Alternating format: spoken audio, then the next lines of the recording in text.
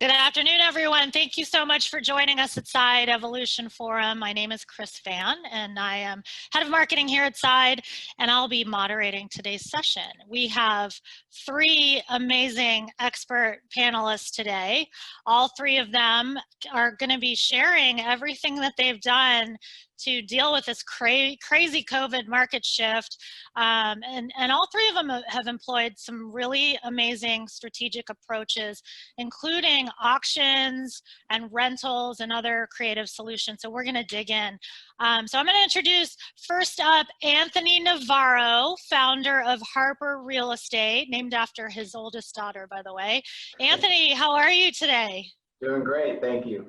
Great, thanks so much for joining. So I'm gonna share a little bit about Anthony. So he's always really been an early adopter of innovative approaches to things. In fact, Anthony, you've been partnering with one of the elite auction houses here, and we're going to dig into that today to share that story.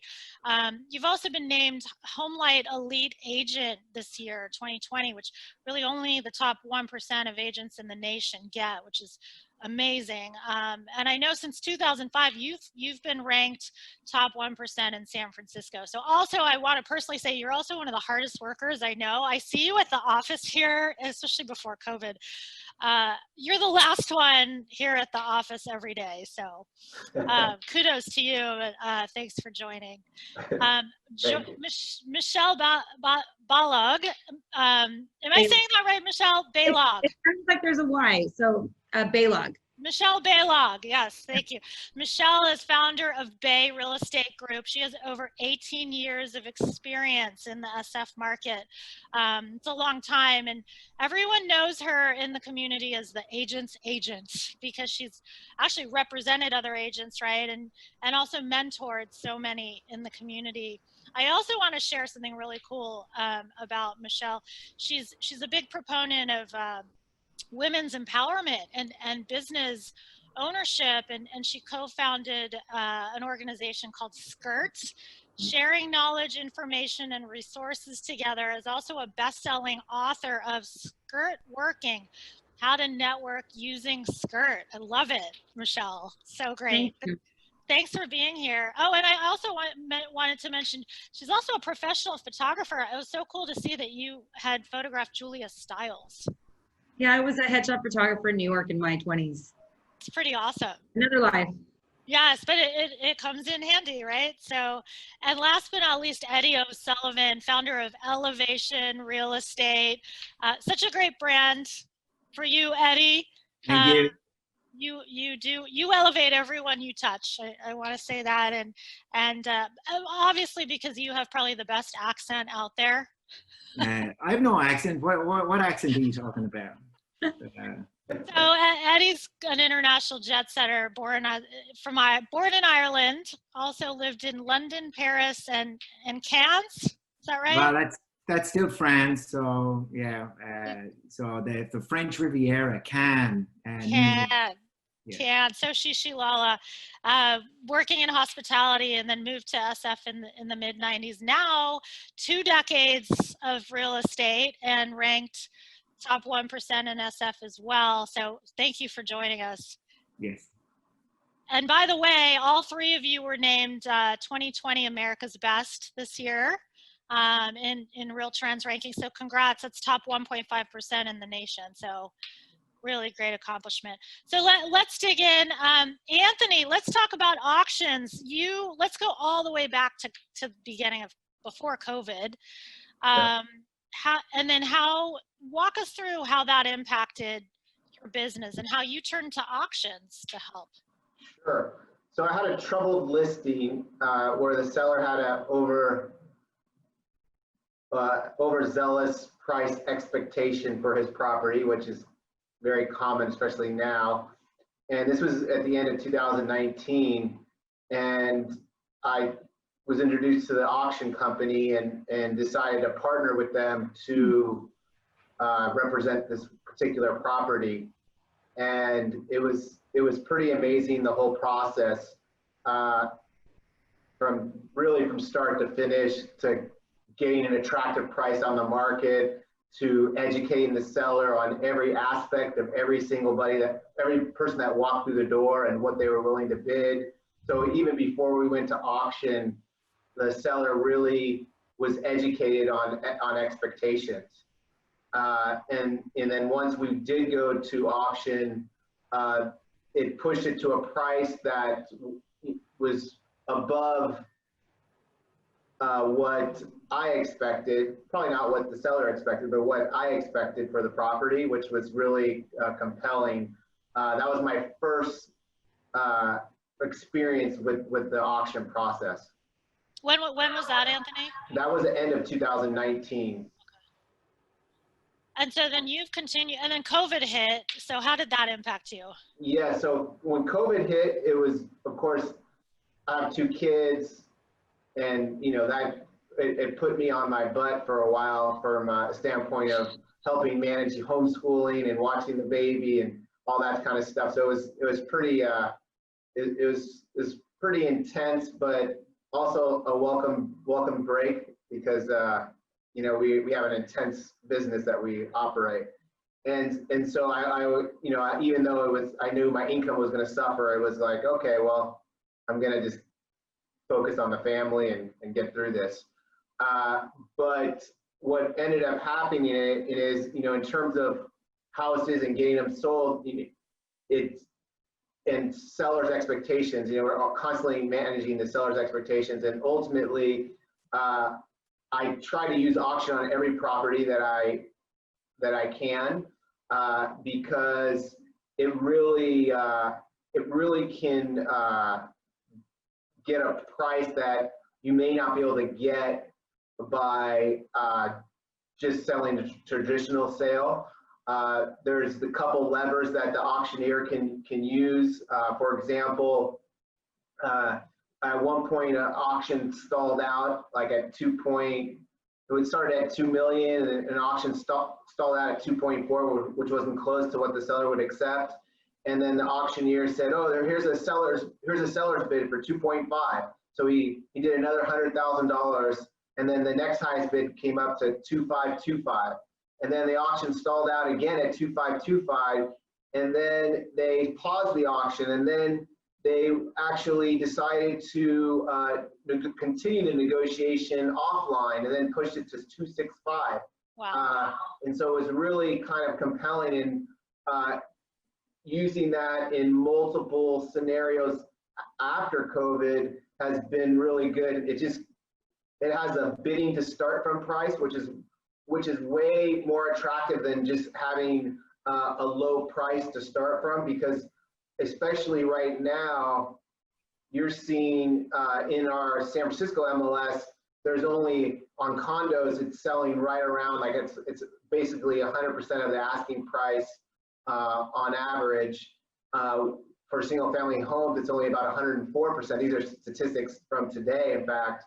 And so that means that properties are selling right around the asking price. So on average, and how do you go in with a starter price and expect to get higher in this marketplace is very difficult. So with the auction, the bidding to start from price is so much more compelling, because quite literally in the MLS, they write live luxury auction, and it's a non-distressed auction, live luxury auction, and the bidding to start from this particular price, and they have a license with the MLS to actually write that in the MLS, which it's just a little more compelling, because the buyer going into the bidding process knows in advance that they have to basically bid more, potentially, right? So it's a different concept, a different frame of mind. The buyers get the advantage of it being a transparent bidding process. The sellers get the advantage of the levers that I mentioned previously, but in addition, the seller could accept a preemptive bid as well prior to auction. That happened to me on one of my listings recently, where we put it on the auction, but someone was eager to get the property, and they put their bid in before the auction.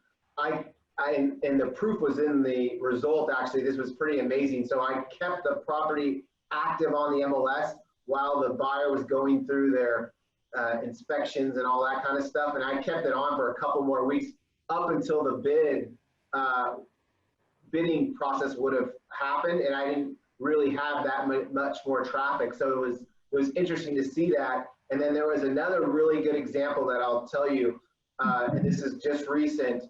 The property was listed at about just under $1 million, and went through the auction, got it up to 1.2.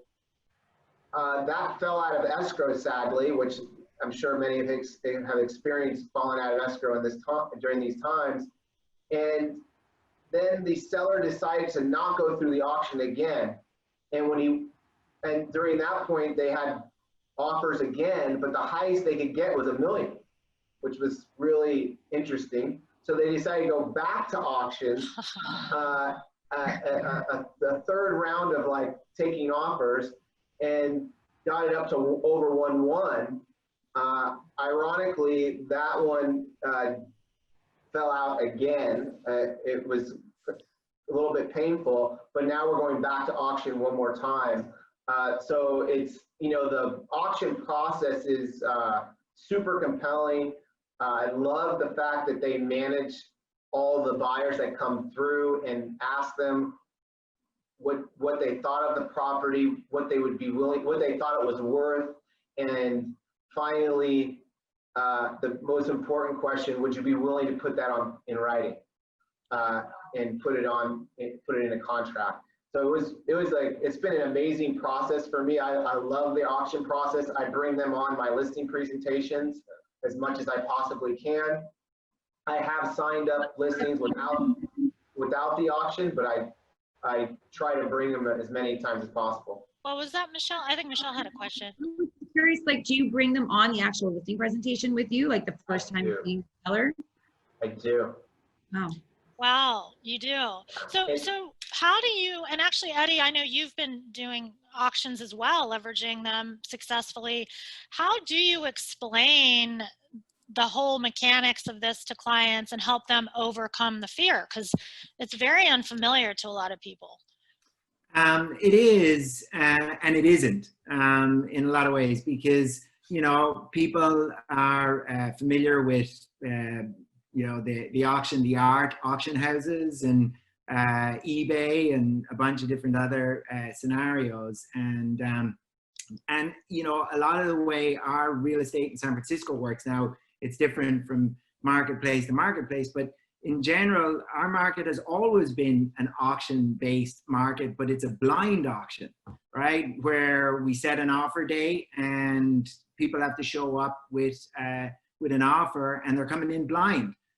They don't know what they're up against. And when you have properties that might have certain things that aren't as perfect as some properties that do really well in that style of bidding, like maybe it's a big property that doesn't have parking. In a lot of those scenarios, I find you'll have buyers who they hold back because there's no transparency. They're like, I don't want to be the chump who's paying $100,000 more than somebody else.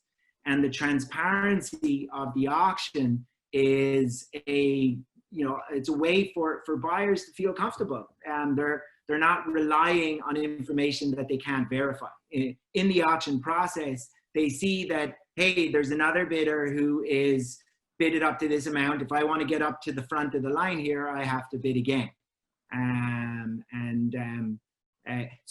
sellers like that, because a lot of times if you have sellers who are like, hey, I have a target number, and you're like, well, that is, it's possible and it's achievable, but it's not a number that I can guarantee.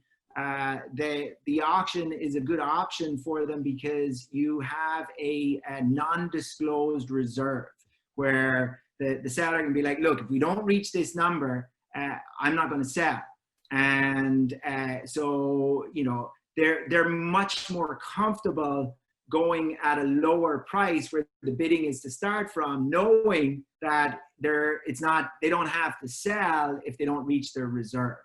Got it. So then they're more likely to, it helps you get them kind of going, right? If they're reluctant, it Yeah. helps them kind of move forward and then help set the price. And it sounds like the process is what you guys Oh, are. the process is amazing. And like Anthony said, that, you know, all of the people that are coming through, they're being surveyed, you're getting data from them. You know, we might have like one of the ones, we had a situation where we were listed at around $1 million.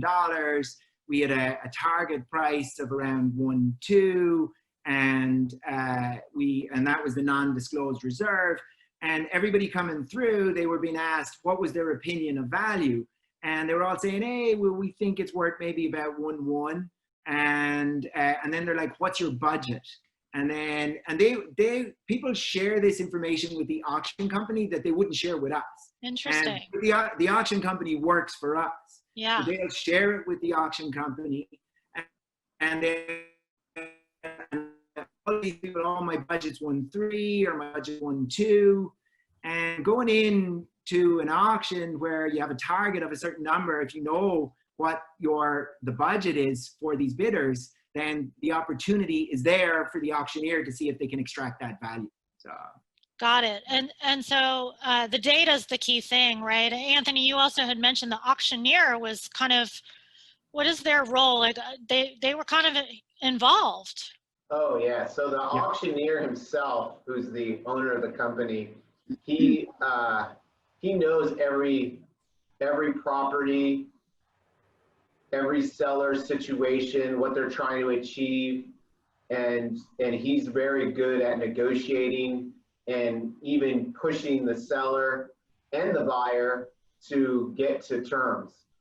So they're really they have a quite impressive operation. I call it the ultimate sales job because, you know, they just pull all these different levers that, even though we pull our own levers in our silent auction process, like Eddie described, they have a few more that just makes it that much more compelling and that much more advantageous to the seller. Even though the buyer thinks that they're getting this transparent process, for me, I think it's really in favor of the seller based on, you know, the experiences I had in the examples I gave. That's interesting. And Addie, you had mentioned when we were talking before that buyers, you actually find buyers through this auction process, right? How does that work? Well, the way that the licensing works for the auction company, they're licensed through the state of California, and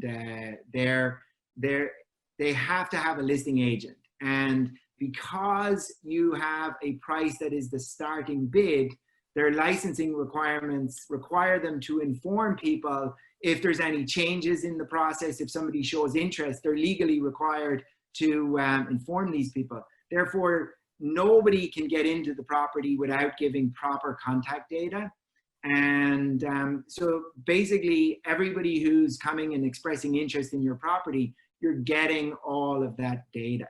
And, you know, these are people who, like everything, that the real attraction in real estate is people go looking for properties. They don't go looking for real estate agents.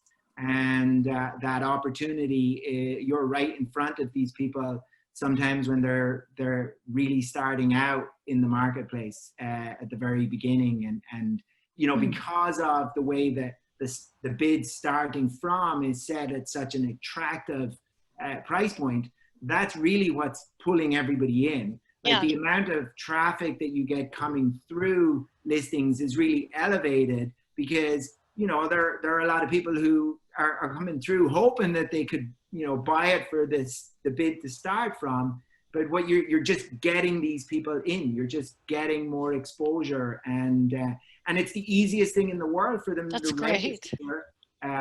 They don't have to, for the auction, they don't have to bid. So it's very easy to encourage people, look, you can register, you can watch the bidding, and if the price that you're willing to pay isn't actually it's happening, then you can jump in. And if That's you don't awesome. like the way the price is going, then you don't have to participate. Right. So you get the data. It's really that data that's really smart. That's an incredibly smart strategy to take. Is Michelle, are you also getting into auctions, or really your big thing is rentals, right? It has been. I mean, I think when this whole thing happened in March, you know, it was like a train wreck. You're watching the news, you're seeing all these things happening. You know, our city is shutting down. I mean, I had an open house the weekend before shelter in place, and then shelter in place happened, I think, on a Tuesday. Everyone's freaking out. You know, a lot of my team is really strong at open houses. And, you know, I've been in business almost 20 years, so I have a big client base, but not everyone on my team has that. You know, a lot of them, we meet our buyers at opens. And I remember being on a side call with some of the other partners that first week and them saying, in a couple of months, things might normalize. I just knew it wasn't going to. And I just knew that we were having this fundamental change. And so we had to find these other ways to operate, one just from a day-to-day standpoint, but how do we line our pipelines and how do we find buyers and what do we do? And actually, I talked to Daniel Hope from the auction company that week. He happened to call me, and I never would have talked to him in the past. But I thought, now we have to be open. You know, this is a monumental change to our business. I have no idea what it's going to look like. And my team has just started doing them. And I actually, when I heard that Anthony and Eddie were doing it, I thought, okay, well then I need to really know what's going on here about the auction. So my team's starting that process. But what I liked about it was that was a way. You were on the phone to me. You were like, "Is this for real? Eddie, is this for real?" You're like, yeah. What's so interesting is that what attracted me, not only the way to get a buyer engaged in the process, but the fact that they could turn over all of the other people that were interested in the property. And that's really valuable. It's like every listing you have, you want to get maybe 1 or 2 more listings and maybe 5 buyers from it. Well, when we have no open houses right now, when the open house is dead, like what are you going to do? And in 2008, during that financial crisis, you know, I probably used to do 1 to 2, 3 rentals a year as a courtesy for clients. But, you know, my team, a lot of the agents on my team have been in the business 3, 4, 5, 6 years. You're not 20-year agents, so they don't have as big of a book of business. And so, but everybody knows someone that wants to rent a place. And anyone that is, especially if you're looking at condominiums, anyone that's renting their condo is a future seller, especially in the marketplace that we serve. I mean, we do a lot of business in Mission Bay and South Beach and the high-rise buildings. And honestly, most of those tenants are buyers. You know, anyone that can afford to pay $4,000 to $7,000 a month in rent is a future buyer. And so my advice to my team that week was, let's pivot. Let's start some marketing around rentals. I know it's not sexy. I know the commissions aren't big, but it has long legs. I mean, you know, you're going to get paid now to place the tenant. You're going to be in contact now with, you know, 1 to 10 potential tenants. You can add to your database. And then when that person decides that they don't want to rent the unit anymore, that may turn into a listing. And you know, sort of that same approach that we take to any of our listings when we were able to do open houses. It's not just we're going to sell this one house. We want to obviously line our pipelines for the future. But how did you go about it? Like the marketing, how did things change? How did you set up the whole process? It's a whole other, you know. It was, and you know, we didn't really have a process because we only did a couple of them a year, but we were like, okay, what are we going to do? So we worked with the side marketing team and put together a 1-pager about our tenant placement services. You know, we're not licensed to do property management, so we're very clear that it's a tenant placement service, how much we charge, what we do. We decided we were going to do single property websites even for all of our rentals. It's just a way to also push SEO to the brand and also to the team. And it's impressive, you know, to do that for an actual thing. And so that was one part of it. And then we added a rental section to our website. But, you know, these landlords rely on us to bring them a good tenant, which is a whole other ballgame right now, especially with COVID. But we did our research and we partnered with a company called IntelliRent, who is great. They do all of the screening. I know sometimes people do it themselves, but I didn't want my team doing that. So the tenants actually pay a $30 fee for the application, and that all goes to the screening service. Awesome. So Eddie, Anthony, have you guys also turned to rentals as well? Yes. Sounds like we kind of do a similar process to Michelle.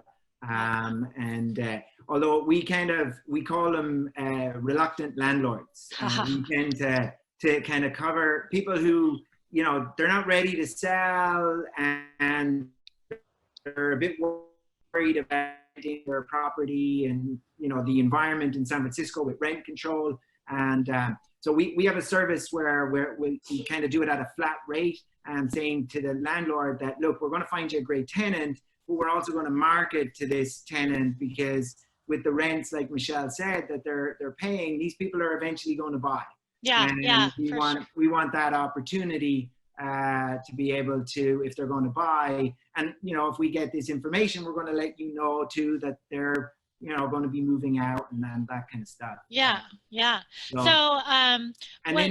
But you do get the listings. Like right now, we have one where the owner moved to London and they're renting it out. They didn't want to sell their place, but COVID hit, and it's in a building that's got an elevator. It's got no outdoor space. It's a small unit. It's kind of those are tough units to rent in the current market, and they've kind of come to the opinion now that they're going to sell. So you're there for the buyers and you're there for listings. And then, you can go into listing appointments where you have options. You can tell people, look, this is what it's going to look like if you were to rent it for a year or two or a couple of years or a few years. And that's an option. And that's kind of like when you go in with the auction option as well. It's like you're not a one-trick pony where you're kind of going in with, this is what, okay, unless you sign a listing agreement, there's nothing I can do to help you. Yeah. You're like, hey, I have all these different levers I can pull for you. Let's investigate which is going to be the best for you and your situation. Yeah, so you're the client advisor. You're differentiating yourselves from other agents because you are able to bring all these strategic options to the table that other people don't know about. So it's pretty amazing. Key takeaways. So let's wrap up. This is such good information for everyone here in the audience. Anthony, I know you also leverage some new kind of lending options. Could you talk about that real quick? And then, tell us, what are your key takeaways that you want to make sure people know? Okay, key takeaways. On auction, they have a 91% success rate compared to 60% in our area success rate. Wow. They have a 5 to 8% above, I guess, a price that's above what it would have sold on the MLS, and they have data and case studies for that. And right now they're experiencing 1,000% more online traffic to their auction properties compared to their non-auction properties. Wow, incredible data. Eddie, what about you? The more you can bring to the table, the more arrows you have in the quill, and options that you can give to a client, that the more you're going to have a client for life. And if you have a client for life, it's a lot easier to sell to somebody many, many times than it is to find a new person over and over again. So, bringing value to the people that you're working for, it worked for you. Awesome. You heard it from the smartest in the business, everyone. So thank you so much for sharing all of your incredible insight. All these really creative ways to do things. There's always a solution, right? So thank you guys so much for joining today. Thank you.